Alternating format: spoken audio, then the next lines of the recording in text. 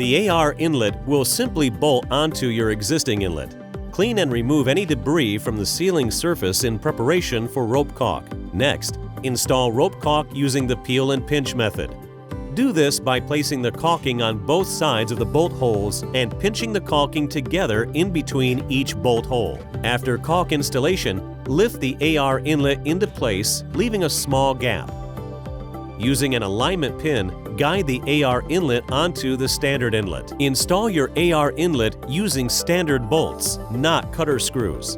Place a standard bolt into one of the corners. Without fully tightening, continue to place bolts, securing the AR inlet into place. After all bolts have been placed, fully tighten all bolts to secure the AR inlet.